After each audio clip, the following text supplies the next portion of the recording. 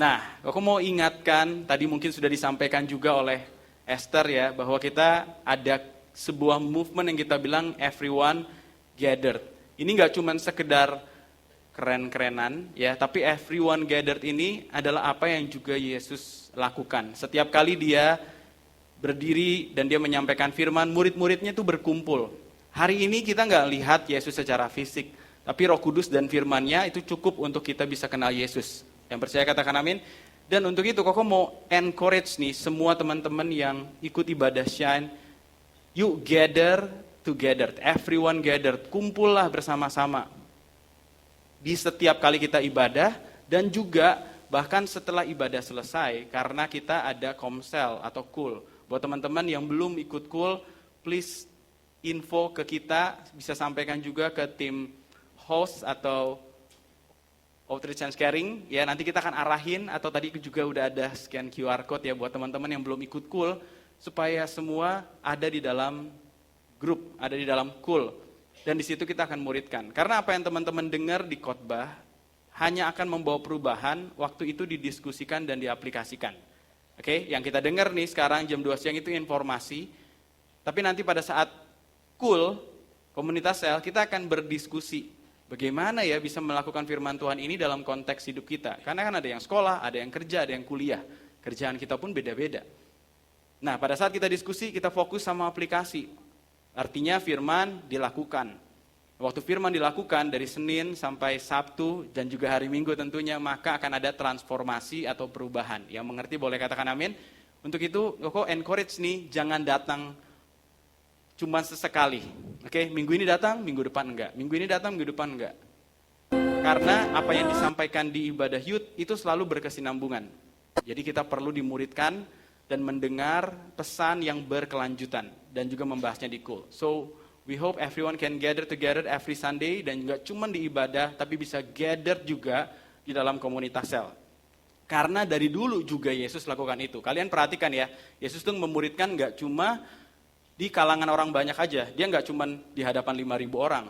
Dia punya momen khotbah di hadapan ribuan orang, tapi dia juga punya momen berkumpul sama 12 muridnya. Jadi memang benar ada waktunya kita duduk dengerin khotbah, tapi kita nggak boleh berhenti di situ. Kita harus ada juga di dalam komunitas sel. Kita harus juga ada di dalam cool. Dan disitulah pemuridan akan terjadi.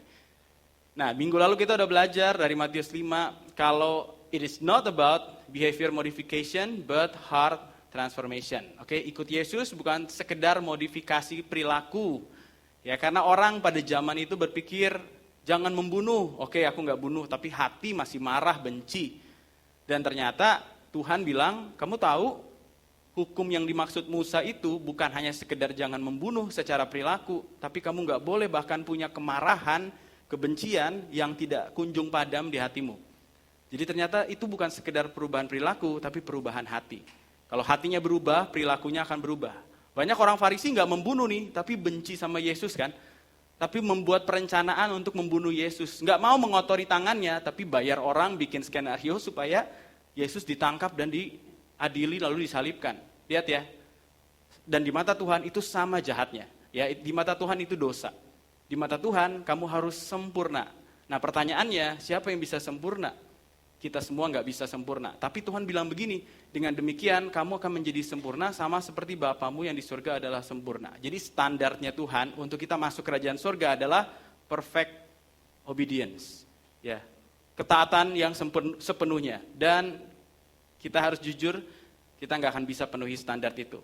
Lalu apa yang terjadi? Yesus kasih solusinya. Yesus bilang begini, aku datang bukan untuk membatalkan hukum Taurat, tetapi untuk menggenapi semua yang tertulis di dalamnya. Jadi semua hukum itu gak bisa dilakukan oleh manusia, ahli Taurat orang Farisi pun gak sanggup sepenuhnya melakukan hukum itu, tapi Yesus jadi satu-satunya pribadi yang menggenapi semuanya. Yang bersyukur katakan amin, sehingga barang siapa percaya kepada Yesus, kepadanya diperhitungkan perfect obedience. Barang siapa percaya kepada Yesus, diperhitungkan, tanda kutip ya, kesempurnaan Tuhan diperhitungkan dalam hidupmu. Jadi Koko bilangnya seperti ini untuk merekap apa yang kita udah pelajari minggu lalu. Perjalanan menjadi sempurna seperti Bapa menjadi mungkin melalui Yesus.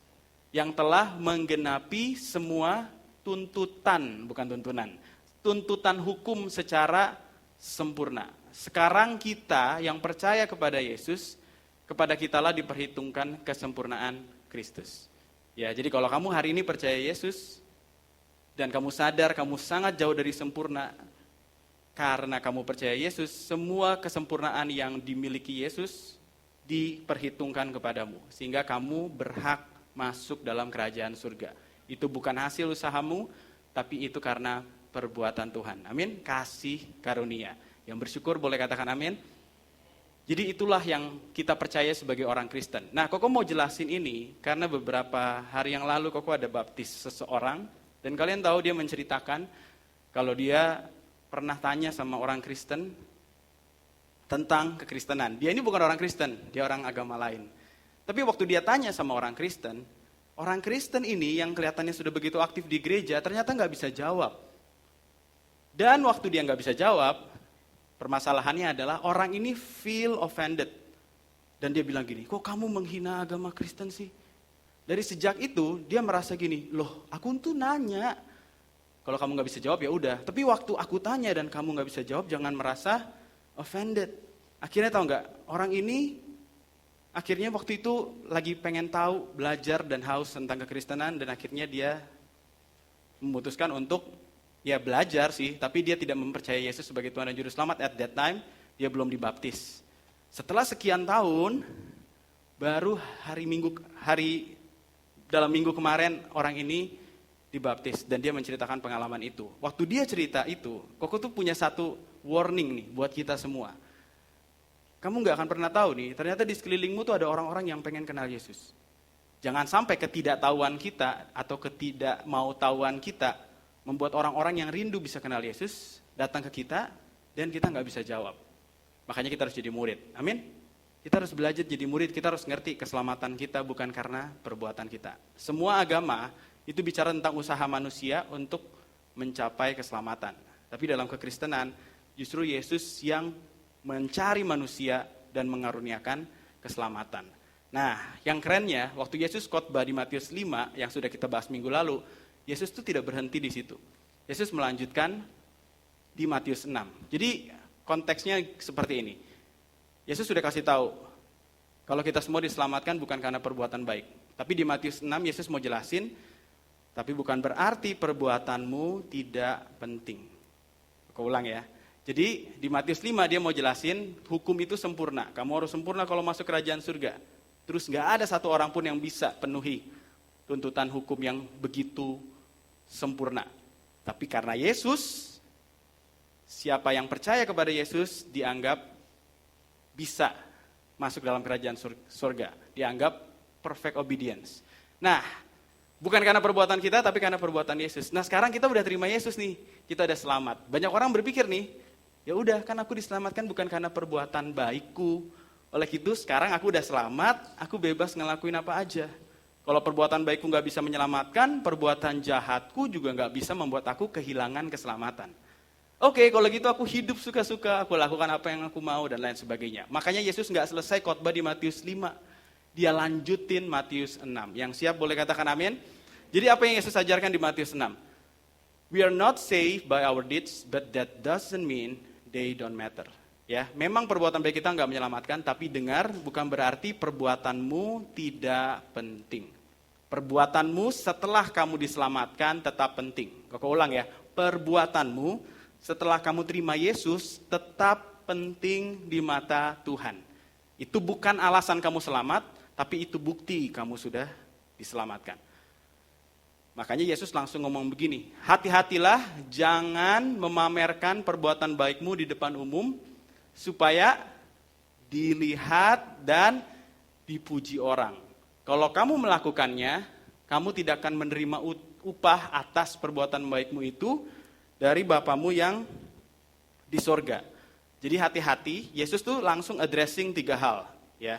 Pertama tentang apa yang dilakukan oleh orang Yahudi pada zaman itu. Perbuatan baik apa yang mereka sering lakukan? Pertama, giving to the needy, memberi sedekah. Oke. Yang kedua, praying, berdoa. Yang ketiga, fasting. Jadi setelah Yesus cerita soal kesempurnaan tadi, Yesus sekarang masuk kepada religious practices yang dilakukan oleh orang Yahudi pada masa itu. 3 hal ini cuma contoh aja ya. Terus dia bilang gini, jadi orang Yahudi zaman itu juga sering berbuat baik, memberi sedekah, sering berdoa, dan berpuasa. Tapi ternyata banyak orang melakukan juga motivasinya salah. Mereka melakukannya supaya dilihat dan dipuji orang. Kamu tidak akan menerima upah atas perbuatan baikmu itu dari Bapamu yang di surga. Nah, di sini dijelasin lebih lanjut. Pada waktu kamu memberi sedekah, jangan pamerkan hal itu seperti yang diperbuat orang-orang munafik. Mereka suka memberi sedekah di depan orang banyak, di rumah-rumah pertemuan, di simpang jalan dengan diiringi bunyi trompet. Emang agak lebay sih. Ya, masa ada bunyi trompet, terus orang datang, terus dia berbuat baik gitu ya. Tapi maksudnya berbunyi trompet ini adalah karena di hari-hari festivalnya orang Israel, mereka itu akan membunyikan shofar, ya. Dan di situ biasa orang akan berkumpul. Nah, di momen-momen itu ada orang-orang yang mau menggunakan momen itu untuk terlihat baik. Dan di sini ditulis gini ya, jangan pamerkan hal itu seperti yang diperbuat orang-orang munafik. Dari sumber yang koko baca, orang munafik di sini artinya adalah orang yang berbuat baik untuk menutupi kejahatannya. Perhatikan ya, orang munafik di sini adalah mereka yang menampilkan perbuatan baik untuk menutupi kejahatannya. Jadi dia tahu dia punya banyak dosa, tapi dia tetap mau terlihat baik.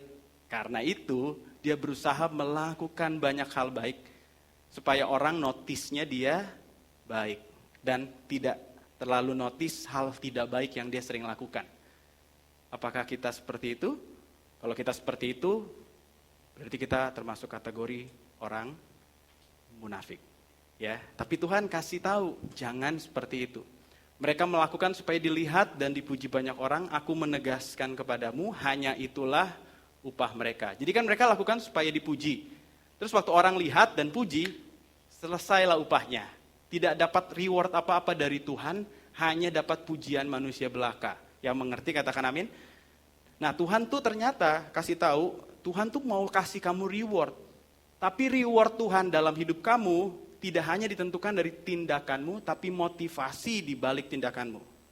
Sekali lagi, Tuhan tuh suka banget kasih reward buat anak-anaknya. Koko sejak punya anak, Koko juga waktu ngelihat anak Koko dan Ci Angel melakukan hal yang baik, kita tuh selalu siapin reward. Nggak harus ulang tahun gitu. Kalau mereka do good lah di ujian, atau mereka lakukan hal yang baik aja. Misalnya dia buat salah terus dia ngaku duluan gitu ya. Kita nih sebagai orang tua pasti siapin reward, pengen kasih apresiasi gitu. Terlebih lagi Bapa di surga, amin.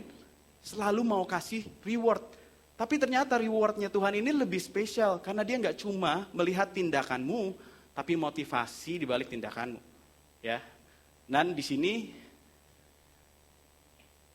sebaliknya, kalau kamu memberi sedekah, berikanlah secara tersembunyi, tangan kirimu tidak perlu mengetahui apa yang dilakukan oleh tangan kananmu, artinya orang lain tidak perlu tahu pemberian sedekahmu. Jadi lakukan, bukan berarti gini ya, semua tindakan baik yang terlihat pasti nggak dapat upah. Bukan itu poinnya.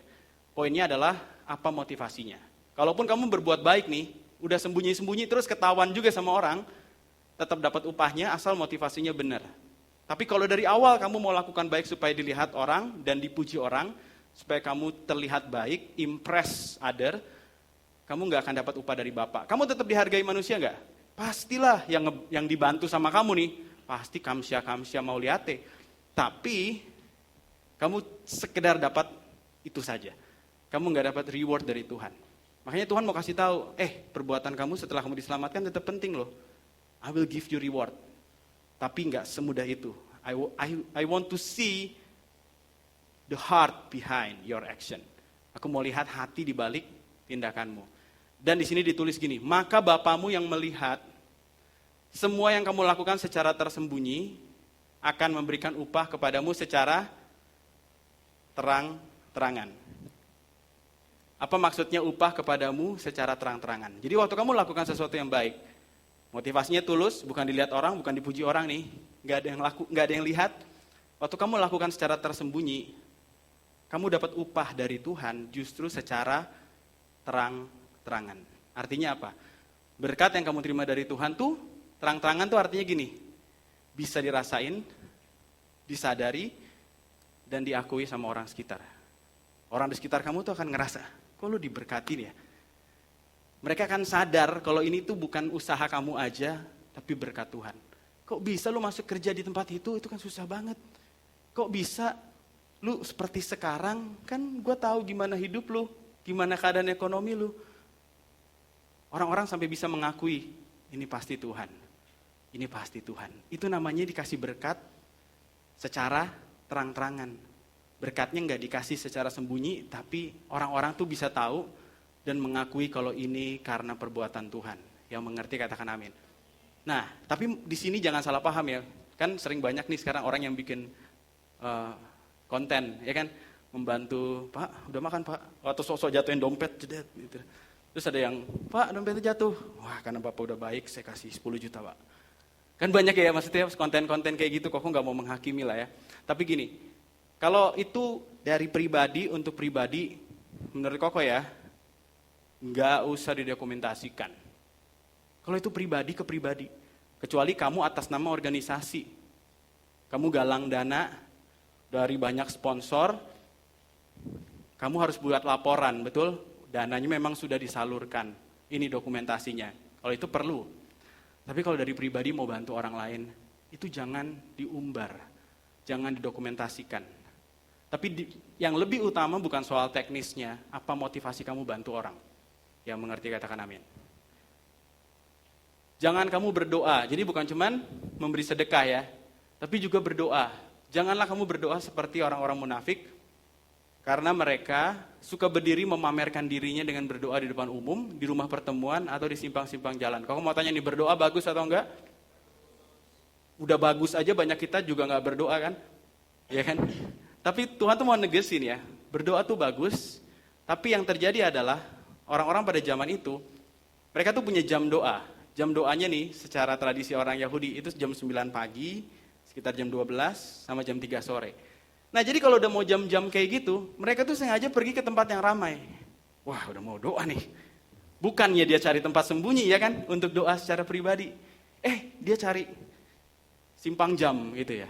Terus dia cari simpang Kepri. Bukan minta-minta ya, tapi dia berdoa. Dia sengaja cari momen jam doa dan disitulah dia pada saat jamnya tiba, dia ada di tengah keramaian dan dia berdoa. Tujuannya apa sekali lagi? Supaya dilihat baik. Motivasinya salah. Terus di sini ditulis, aku menegaskan kepadamu hanya itulah upah mereka. Sebaliknya waktu kamu berdoa, masuklah ke kamar, tutuplah pintu, berdoalah kepadamu di sorga. Yang hadir biarpun kamu tidak melihatnya. Berdoalah kepada Bapamu di sorga yang hadir biarpun kamu tidak melihatnya. Berapa banyak yang percaya kalau Tuhan hadir, sekalipun kamu nggak lihat saat kamu lagi berdoa. Amin. Sekalipun kamu nggak lihat, Bapa di surga hadir. Ya, dan di sini yang menarik ya, aku baca di sini ditulis masuklah ke kamarmu. Jadi kata kamar atau room yang dipakai di bahasa aslinya itu seperti sebuah ruangan yang digunakan untuk menyimpan treasure. Sebuah ruangan yang disimpan untuk menyimpan treasure. Jadi disuruh masuklah ke kamarmu. Kamar doa kamu ternyata adalah kamar tempat kamu menemukan harta. Amin, harta terbaik. Dan di sini ditulis dia mengetahui apa saja yang kamu lakukan secara tersembunyi dan dia akan memberikan upah kepadamu secara terang-terangan. Balik lagi, Tuhan akan jawab doa kamu sampai orang di sekitar kamu tuh bisa melihat, menyadari dan mengakui ini karena Tuhan. Pray not to be seen by man, but to be heard by God. Amin. Berdoalah bukan untuk dilihat orang, tapi untuk didengarkan oleh Tuhan. Nah, mungkin buat kita ini nggak terlalu relate. Karena mungkin kebanyakan di antara kita nggak pernah tuh berdoa di tengah jalan, ya kan? Bahkan kadang ada di antara kita mungkin yang doa juga ngumpet-ngumpet. Kok mau tegesin ya, as a Christian, kamu nggak perlu takut dan malu untuk berdoa di depan umum. Contoh, berdoa makan. Jangan malu, jangan takut. Yesus dipermalukan di atas kayu salib, bukan supaya kita tuh malu-malu untuk mengakui dia. Amin. As simple as doa makan, as simple as kamu mau lakukan sesuatu, berdoa dulu. Terus teman-temanmu lihat, gak apa-apa, Itu bukan dosa, amin. So keep doing that. Ya, kalau mau ngomong puji Tuhan juga nggak apa-apa kok. Ada juga orang bisa bilang alhamdulillah, ya kan? Emang kita hakimi dia, agamawi banget sih bro, kan kita nggak gitu kan? Kenapa kamu takut untuk bilang puji Tuhan? Jangan takut, amin. Sebutin, ucapin. Tapi baik lagi, mungkin kita nggak terlalu relate soal ini, tapi ini yang dilakukan orang-orang pada zaman itu. Sekarang apa yang kita lakukan? Kita mungkin tidak soal memberi sedekah, ya ada sih kok. Mungkin bukan soal berdoa, mungkin bukan soal berpuasa, tapi soal melayani. Ya, soal melayani, soal melakukan hal yang baik buat orang lain di pekerjaan kita. Apa motivasi kamu melakukan hal itu? Apa motivasi kamu kasih barang ke orang waktu orang itu ulang tahun? Apa motivasi kamu waktu kamu bantuin seseorang dan datang kunjungin dia waktu dia lagi sakit? Apakah cuma mau terlihat baik? Atau memang kamu mengasihi orang itu dan kamu mau orang itu mengalami kasih Tuhan? Sekali lagi ya, perbuatannya nggak salah, tapi upahnya akan berhenti di situ saja. Kalau kamu punya motivasi yang benar, sekalipun nggak ada yang lihat, nih, Koko jadi ingat ya dulu waktu di Jakarta hari Sabtu kita tuh pelayanan sore, Koko jam 2 tuh kadang udah datang. Buat apa tau gak? Cek sound. Karena di situ semua pada kerja, waktu itu Koko masih kuliah, Koko nggak sambil kerja. Terus apa yang Koko lakukan? Emang dasar Koko nggak pinter sih ya. Jadi Koko cek sound tuh Koko pasang lagu nih, terus Koko taruh mic-nya, Koko deketin di handphone, terus Koko ke belakang. Kayaknya kurang gede nih, kayaknya kurang kecil nih. Nggak ada yang lihat. Bawa keyboard dari lantai 1 ke lantai 2, nggak ada yang lihat. Tapi Koko tahu, Koko dapat upahnya dari Tuhan. Amin. Koko dapat upahnya dari Tuhan. Motivasi ngelakuin itu sangat-sangat menentukan reward yang akan kamu terima. Koko nggak akan tahu loh apa yang akan Koko alami setelahnya. Tapi Koko bisa melihat there is a lot of blessing yang Koko alami. Tapi orang nggak lihat hal-hal tersembunyi yang kamu lakukan, tapi ingat Tuhan melihatnya. Amin. So, sekarang coba cek deh, dari semua hal baik yang kamu lakukan, apa motivasi kamu? Apa motivasi kamu? Nggak ada yang bisa menghakimi itu ya, cuman Tuhan. Tapi kita yang perlu kritis sama diri kita sendiri. Kalau motivasinya salah, bukan tindakan baiknya dihentikan, motivasinya diperbaiki. Amin. Bukannya gini, motivasi pelayananku salah sih kok biar dilihat cewek. Kalau gitu aku mundur dari pelayanan. Bukan itu bro. Yang diberesin berarti perbaikin motivasi hatinya. Bukan berhenti melakukan hal yang baiknya. Yang mengerti katakan amin. Doa gak salah nih. Tapi balik lagi. Apa yang dicari waktu kamu berdoa?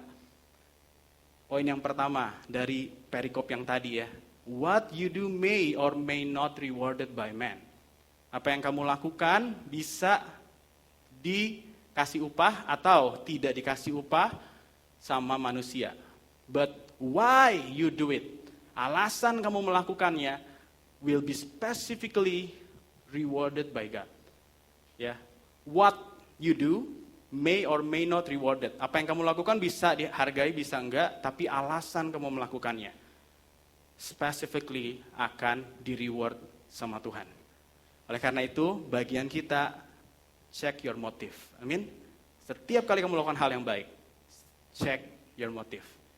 Setiap kali kamu berdoa, setiap kali kamu melayani, bekerja, bantu orang di tempat kerja, bantuin bos, check your motive.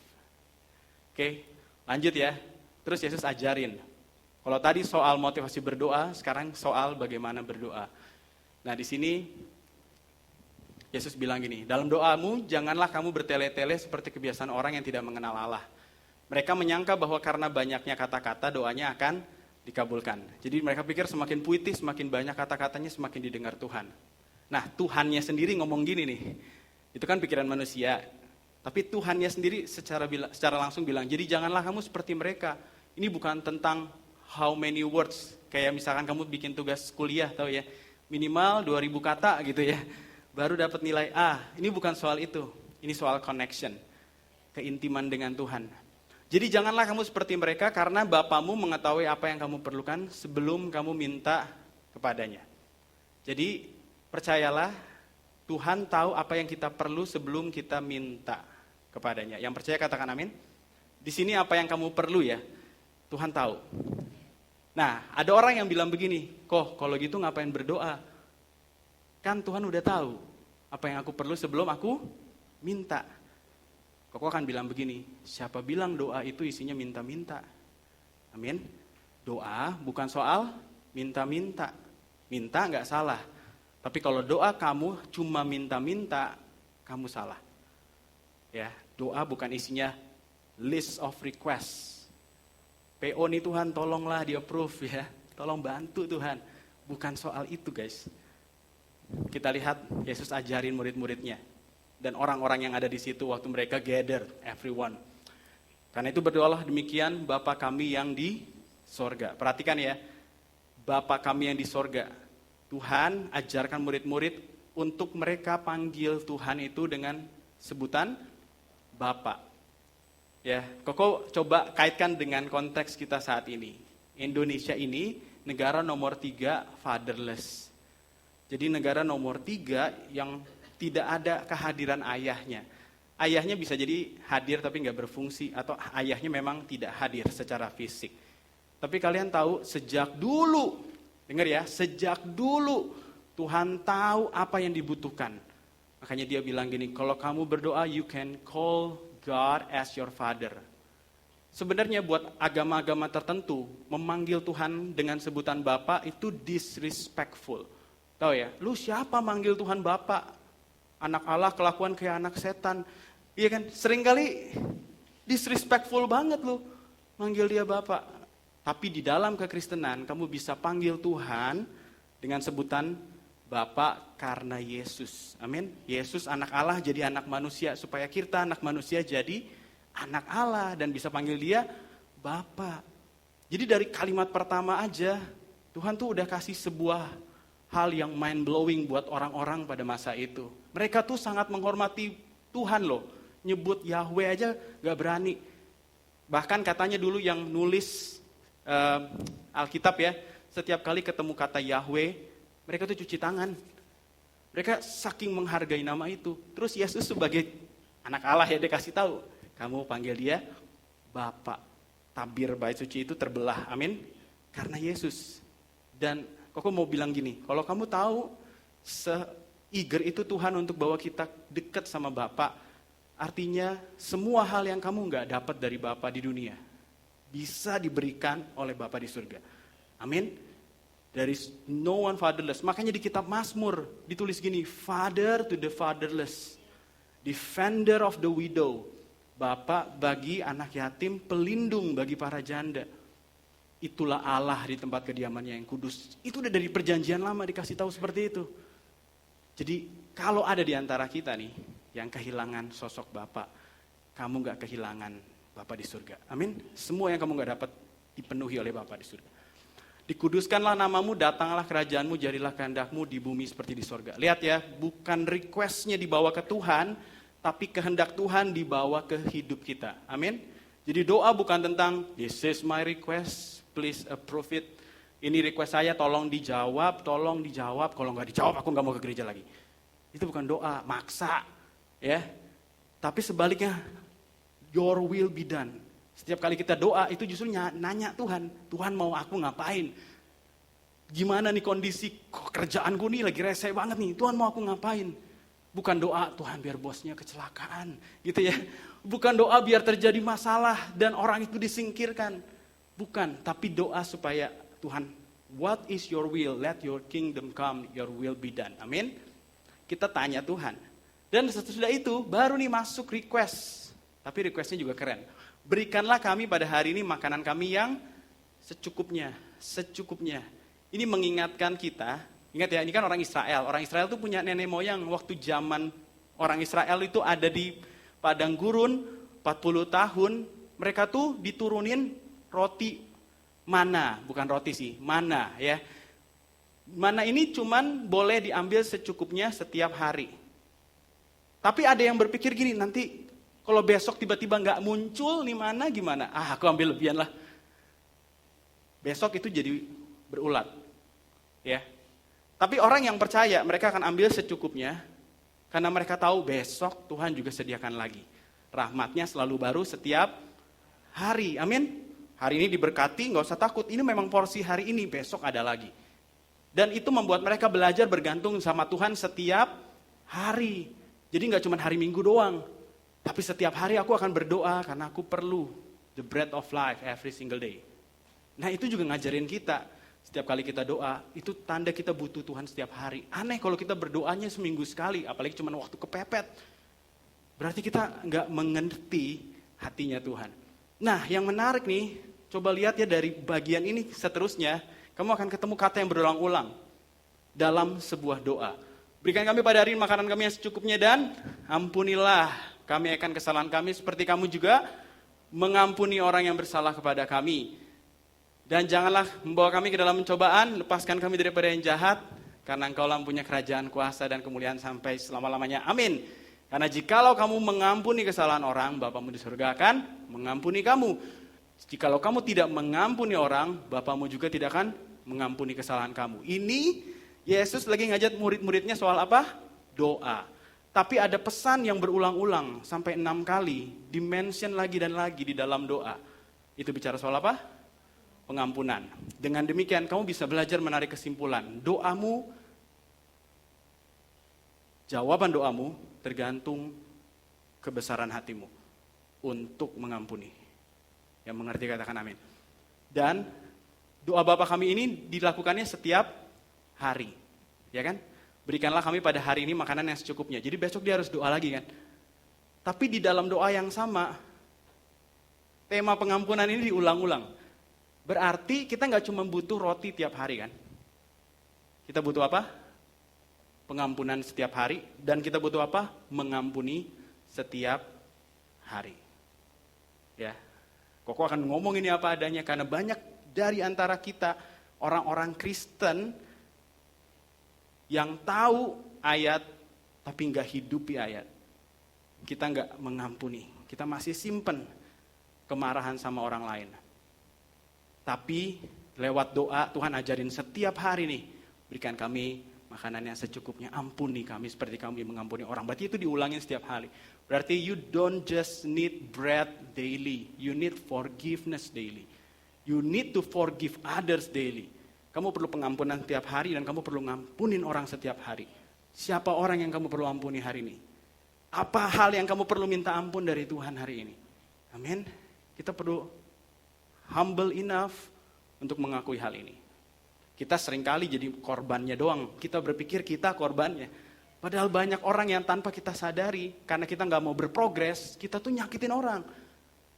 We need to ask forgiveness for them. Ingat ya di Matius 5 kemarin, dibilang gini kan, kalau kamu lagi bawa persembahan, kamu teringat orang yang kamu lukain, tinggalin persembahannya, pulihkan hubunganmu sama orang itu. Itu standarnya Tuhan. Karena di mata Tuhan ketaatan lebih berat daripada persembahan. Amin. Ketaatan lebih berat daripada persembahan. So yang kedua, we don't pray to make God follow us. We pray so we can follow Him. Sama-sama baca yuk. 1, 2, 3. We don't pray to make God follow us. We pray so we can follow Him. Kan dia bilang awalnya tadi kan Bapa kami dalam kerajaan surga, dikuduskanlah namamu, datanglah kerajaanmu, jadilah kehendakmu. Jadi Yesus ajarin murid-murid, pertama minta panggil dia Bapa, tanya kehendaknya.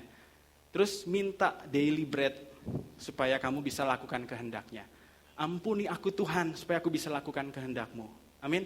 Jadi doa itu ternyata sebuah akses yang kita bisa peroleh untuk mendapatkan kemampuan dan mengerti kehendak Tuhan. Ya, jadi kita ngerti kehendak Tuhan dan melakukannya. That's why we need to pray every single day. Karena kita terus harus tahu hari ini kehendak Tuhan apa. Dan kita perlu kekuatan untuk melakukannya. Jadi Koko berharap kita semua di tempat ini belajar melihat doa bukan sebagai sarana minta-minta. Amin. Tapi sekali lagi ya, sarana supaya kita mengerti apa yang Dia mau dan diberi kekuatan untuk melakukan apa yang Dia mau. That is the true prayer. That is the true prayer. Forgiveness is also our daily needs. Amin. Pengampunan itu kebutuhan tiap hari. Dan yang terakhir, Yesus itu bicara soal harta. Oke? Jadi kan tadi soal membagi berkat nih, memberi sedekah, ya kan? harus motivasinya benar. Berdoa harus motivasinya benar. Berdoa bukan soal minta-minta ya, berdoa soal kehendak Tuhan apa, minta kekuatan supaya kamu bisa lakukan kehendak Tuhan itu. Nah, yang terakhir di sini ditulis gini. Janganlah mengumpulkan harta benda bagi dirimu di dunia ini. Di sini ngengat dan karat akan merusak harta bendamu itu, dan pencuri bisa membongkar serta mencurinya. Tapi di surga ngengat dan karat tidak bisa merusaknya.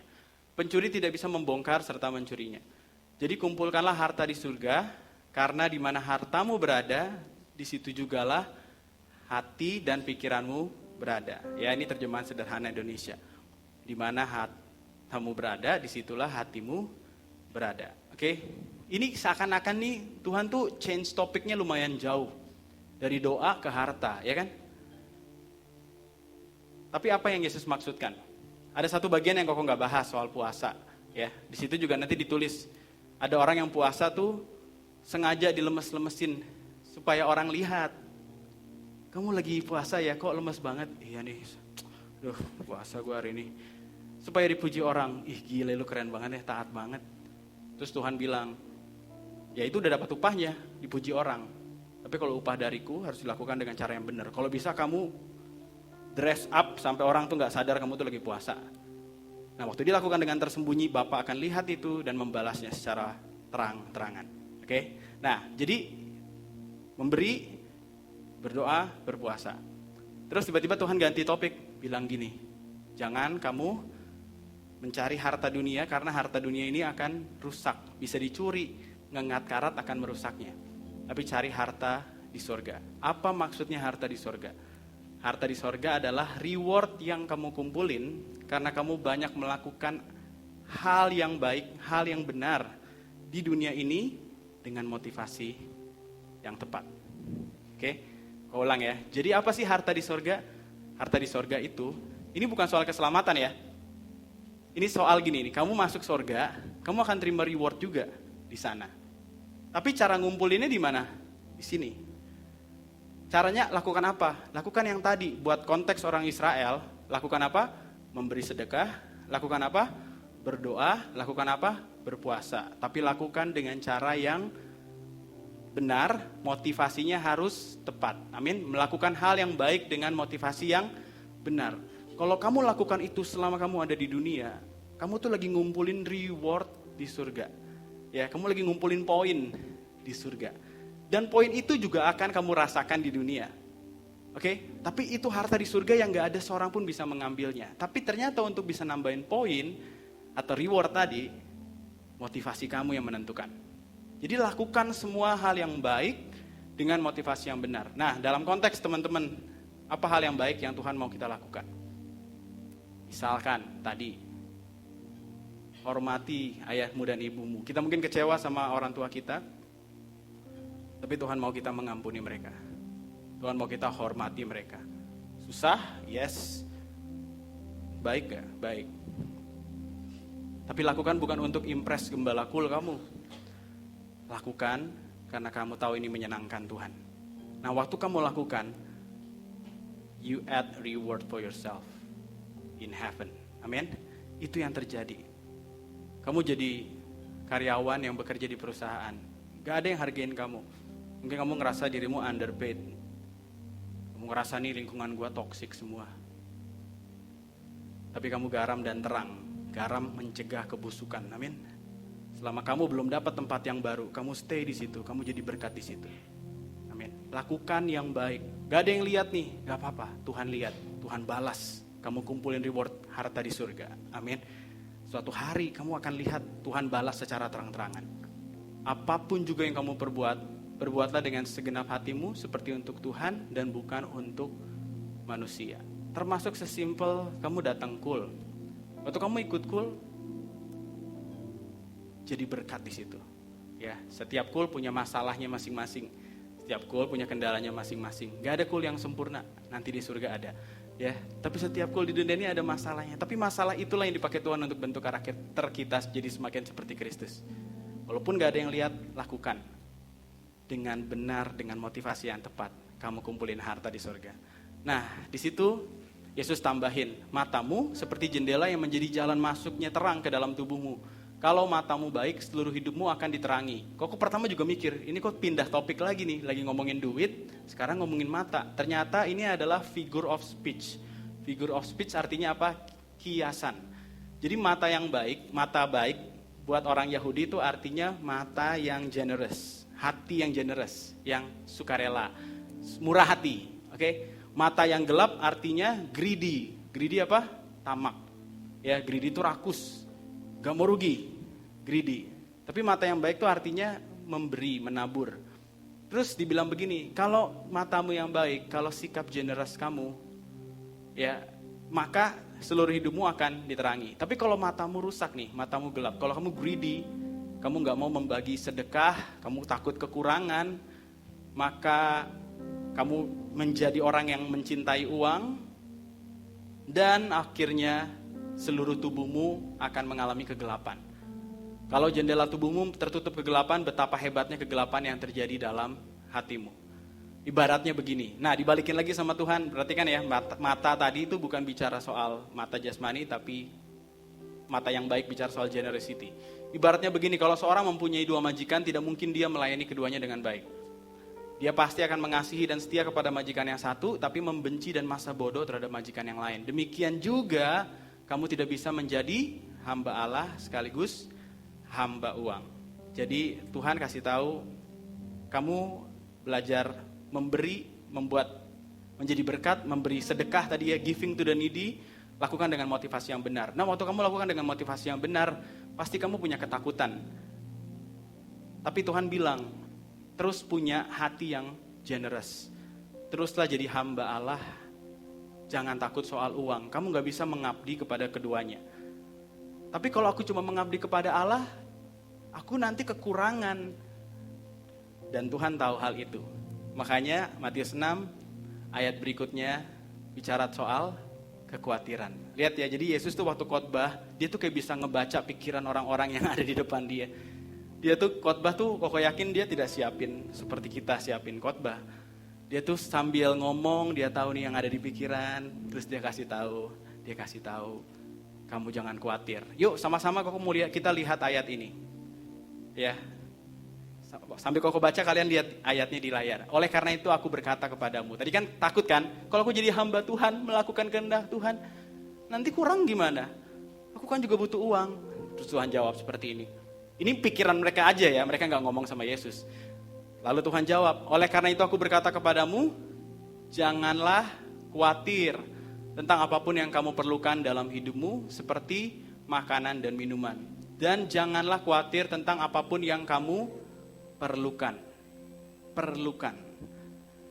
Untuk tubuhmu seperti pakaian, karena ada hal dalam hidupmu yang lebih penting daripada makanan dan pakaian. Dan itu sudah dijamin oleh Tuhan. Apa sih hal yang lebih penting dari makanan dan pakaian? Keselamatan. Keselamatan sudah dijamin oleh Tuhan dengan memberikan nyawanya. Kalau nyawa Tuhan sudah kasih untuk kamu selamat, masa pakaian Tuhan gak pikirin sih? Tapi ingat ya, di sini pakaian yang kamu perlu, bukan pakaian yang kamu mau. Amin. Makanya di sini dituliskan, jangan khawatir tentang apapun yang kamu perlukan. Oke? Perhatikan burung-burung, mereka tidak perlu menanam, memanen, tidak perlu tempat menyimpan makanan, tetapi Bapamu yang di surga menyediakan makanan bagi burung-burung itu. Ketahuilah, sama-sama baca, kamu jauh lebih berharga di mata Bapamu daripada burung. Jadi tidak usah khawatir. Lagi pula kekhawatiranmu tidak dapat memperpanjang umurmu sedetik pun. Jadi kita kita khawatir nggak bikin umur kita tambah panjang. Kalau di bahasa terjemahan baru, kekhawatiranmu tidak menambah sehasta dalam jalan hidupmu. Artinya kamu nggak tambah panjang umur ya, dengan khawatir malah jadi pendek umur. Tapi kamu tuh lebih berharga. Burung di udara ditebus Tuhan gak? Burung nih. Apakah Yesus mati untuk menebus burung? Enggak. Kamu berdosa ditebus Tuhan gak? Berarti kamu jauh lebih berharga dari burung. Pasti kalau burung aja dipelihara, apalagi umat tebusannya. Amin. Aku menegaskan, kenapa sih ayat ini panjang soal kekhawatiran? Karena banyak yang khawatir. Karena kondisi orang-orang pada saat itu memang kondisinya miskin dan sakit-sakitan. Tapi Tuhan bilang gini, tetap berbuat baik, tetap berdoa, tetap puasa. Tapi nanti Tuhan, kamu harus jadi hamba Tuhan, kamu gak bisa mengabdi kepada dua Tuhan. Terus waktu mereka mulai khawatir di hati mereka, walaupun mereka gak menyampaikan, Tuhan tahu dan Tuhan langsung kasih penjelasan begitu banyak. Aku menegaskan baju Raja Salomo yang paling mewah pun masih kalah indah dengan bunga itu. Ya, di atasnya ada ayat yang aku gak masukin. Nah, kalau Allah memberi keindahan sedemikian rupa kepada tumbuhan liar, padahal tumbuhan itu hanya hidup dalam waktu singkat. Ya, bunga itu bisa ada hari ini, besok tuh udah layu. Kita bisa umur 80 baru dipanggil Tuhan. Kalau yang sebentar dipelihara, didandanin, apalagi kamu. Yang percaya katakan amin. Maka yakinlah bahwa dia pasti lebih memperhatikan kamu daripada tumbuhan itu. Ini cuma the matter of, do you want to believe or not? You want to trust him or not? Dan dia juga akan menyediakan pakaian bagimu, hai kamu yang kurang percaya kepada Allah. Jadi Tuhan tuh pakai, Yesus tuh ngomong dengan hal-hal sekitar. Mungkin waktu Yesus lagi khotbah di bukit tuh ada bunga-bunga yang cantik gitu loh. Kamu lihat nih, bunga ini ada besok gak ada nih, didandanin. Kamu lebih berharga. Amin. Dan terakhir Yesus bilang gini, ini yang harus kamu utamakan. Carilah dahulu kerajaan Allah dan kebenarannya, maka semuanya itu akan ditambahkan kepadamu. Sebab itu janganlah kamu khawatir akan hari besok, karena hari besok punya kesusahannya sendiri. Kesusahan sehari cukuplah untuk sehari. Kenapa jangan khawatir akan hari esok? Bukan berarti kita gak boleh planning. Kita perlu planning. Tapi kalau orang dari dasarnya udah khawatir, dia udah planning pun dia masih khawatir. Ya kan? Di sini ditulis kesusahan sehari cukuplah untuk sehari. Karena buat besok juga ada rahmat yang baru setiap pagi. Amin. Jadi hari ini punya kesusahannya, hari ini ada rahmat Tuhannya. Besok ada kesusahannya, besok juga ada penyertaan Tuhannya. Tuhan gak pakai penyertaan kemarin untuk tolong kamu hari ini. Tuhan pakai penyertaan hari ini untuk bantu kamu hari ini. Dia udah siapin itu setiap hari. Karena kamu jauh lebih berharga dari burung di udara, kamu lebih berharga dari bunga di taman. Kamu ditebus dengan darahnya sendiri. Amin. Kalau nyawa tidak disayangkan, apalagi kehidupanmu, pasti dijamin Tuhan. Dan aku akan tutup dengan poin ini. In life, there always be countless things to worry about. Dalam hidup ini selalu akan ada banyak yang dikhawatirkan. Selalu. Waktu kamu sekolah kamu khawatir, nanti aku kuliah di mana? Waktu kamu kuliah kamu khawatir, nanti aku kerjanya di mana? Waktu kamu udah kerja kamu khawatir, siapa pasangan hidupku? Waktu kamu udah punya pasangan kamu khawatir lagi, gimana nikahnya ya? Iya kan? Waktu kamu nikah kamu khawatir, bisa nggak ya Tuhan bikin papa mama bangga? Nanti kalau punya anak gimana? Punya anak juga khawatir, aduh nanti teman-temannya kayak gimana ya, aduh internet jahat lagi. You have countless things to worry about. Yang mengerti katakan amin. Punya usaha khawatir gak? Waktu kerja kantoran khawatir. Kalau gini terus gimana aku bisa nabung ya? Pas sudah punya usaha khawatir gak? Khawatir. Ada gak nih Tuhan ya? Cukup gak nih besok nih omsetnya masuk gak nih? Gak ada kerjaan khawatir? Nganggur khawatir gak? Khawatir. Dapat kerjaan juga khawatir. Ya kan? Performan aku gimana ya? Diperpanjang gak nih kontraknya? So sekali lagi ya, Tuhan tuh tahu. There's a lot of verses talks about worry. Tapi our part is to make sure we remain at the center of God's will. Amin. Bagian kita nggak usah mikirin seluruh dunia ini deh. Bagian kita tuh nggak usah mikirin apa ya besok, gimana ya minggu depan. Kamu nggak usah mikirin chapter-chapter berikutnya. Tapi kamu perlu pastikan hari ini kamu ada di poros kehendak Tuhan. Kalian tahu roda? Di tengahnya itu disebut center atau di bahasa Indonesianya poros. Orang sering bilang gini kan, hidup itu kayak roda. Apa lanjutannya? Kadang di atas, kadang di bawah. Ya jalanin aja. Tapi kok aku mau kasih tahu ya, buat kita orang Kristen, kita harus ada di tengah poros kehendak Tuhan. Kamu gak akan naik, turun. Kamu aman di tengah bersama Tuhan. Amin. Kamu gak perlu khawatir naik turun. Wah sekarang berarti lagi waktunya aku turun. Nanti pas lagi di atas takut nih, bentar lagi gue akan susah nih. Karena hidup kayak roda, ya kan? Kalau lagi susah mikirin Tuhan kapan nih aku naik nih. Kalau kayak gitu hidup gak akan berhenti nih membuat kamu khawatir. Sekarang fokus kamu apa? Gak usah mikirin hidup sekarang lagi di atas atau di bawah. Ada di tengah kehendak Tuhan. Itu tempat terbaik buat kita semua. Amin. Carilah dahulu kerajaan Allah dan kehendaknya yang di tengah tadi. Dan semuanya akan ditambahkan kepadamu.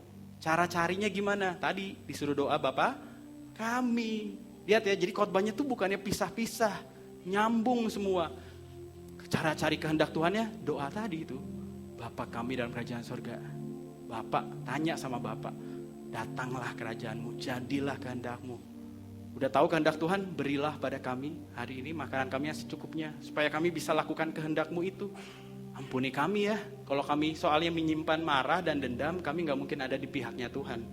Ampuni kami seperti aku ngampunin orang yang bersalah. Lihat ya, kamu tahu kehendak Tuhan, kamu dimampukan melakukannya. Kamu ada di center of God's will, dan semua kekhawatiran itu akan teratasi. Yang bersyukur boleh katakan amin. Yuk kita bangkit berdiri sama-sama.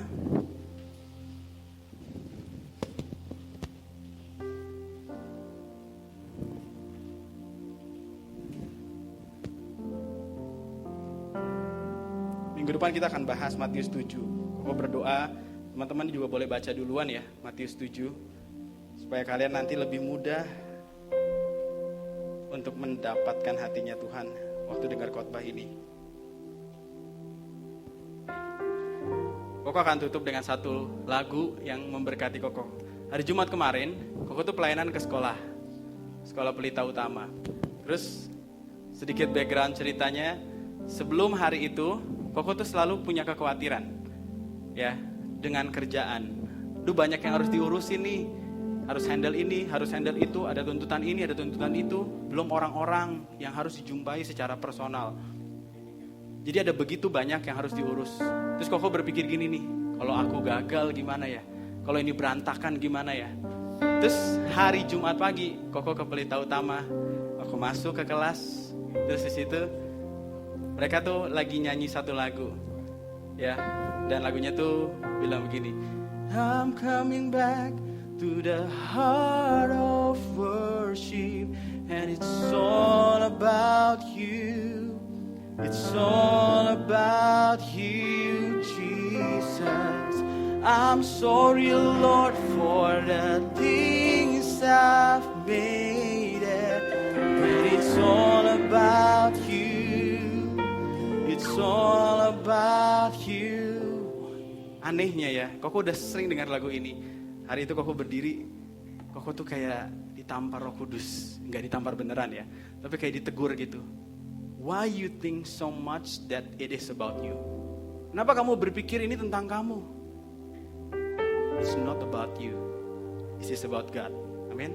Kalau kamu ada di center of God's will, jangan taruh beban itu di diri kamu. Kalau kamu ada di center of God's will, ini kehendak Tuhan. Dia akan berurusan supaya kehendaknya terjadi. This is not about you. I just use you. Aku cuma pakai kamu. Jangan merasa kamu yang menentukan ini akan berhasil atau enggak. Aku cuma pakai kamu. It's not about you, it's about me, kata Tuhan. Wah, waktu Koko dengar lagu itu ya, itu lagu itu dibawain dengan simple, bukan alat musik full band kayak gini, pakai kahun, pakai gitar, terus anak-anak itu nyanyi. Tapi Koko ngerasain Tuhan tuh bicara. Stop thinking that everything just about you. You don't have to perform anything. Yeah, it's about God. Bagianmu pastiin kamu ada di center of God's will. Amin. Lakukan dengan motivasi yang benar. Lakukan dengan motivasi yang benar. Mau dikasih reward sama orang atau enggak? Mau dihargai sama perusahaan atau enggak? Mau dihargai sama orang tuamu atau enggak? Lakukan dengan hati yang benar. Kamu pasti di reward sama Tuhan. Waktu Tuhan kasih kamu reward, dia balasnya dengan terang-terangan. Waktu kamu kumpulin reward di surga, karat, pencuri tidak bisa mengambil dan merusaknya. Benar? Kumpulin harta di surga. Di mana hartamu berada, di situ hatimu berada. Waktu kamu pikirin kehendak Tuhan, nanti kebutuhanku gimana?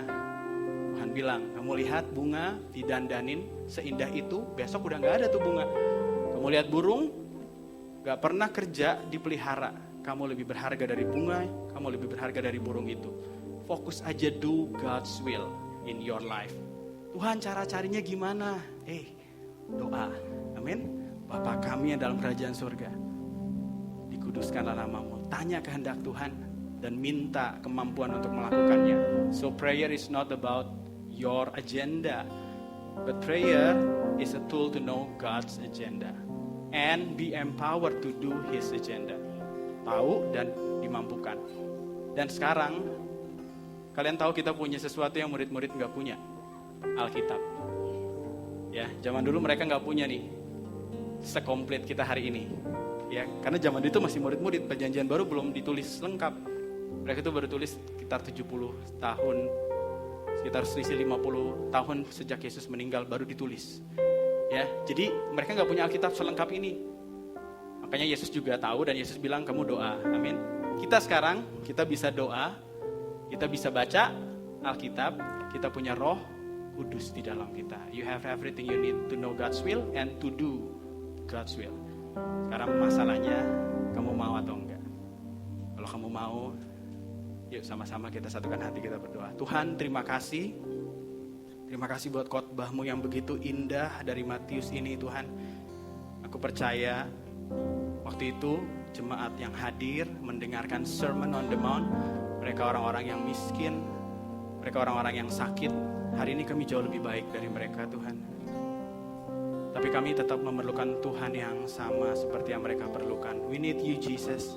Ampuni kalau kami terlalu khawatir dengan semuanya, terlalu khawatir dengan banyak hal, seakan-akan semuanya tentang kami. Kami tahu kami salah. This is not about us. It's always about you. My part is to be in the center of God's will. Bagianku untuk memastikan aku ada di poros kehendak Tuhan. Thank you, Jesus. Mari taruh kedua tanganmu di dada. Yuk sama-sama kita bertobat bareng-bareng. I'm coming back to the heart of worship, when it's all about you. It's all about you, Jesus. I'm sorry, Lord, for the things I've made. When it's all about you, it's all about you, Jesus. I'm coming back to the heart of worship, when it's all about you, it's all about you. Oh, I'm sorry, Lord.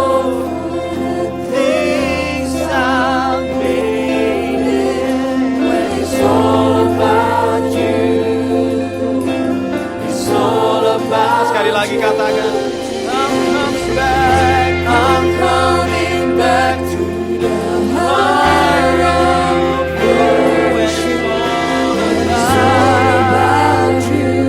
Oh, it's all about you, Jesus. I'm sorry for the things I've made. It's all about you. It's all about you, Jesus. It's all about you. It's all about you.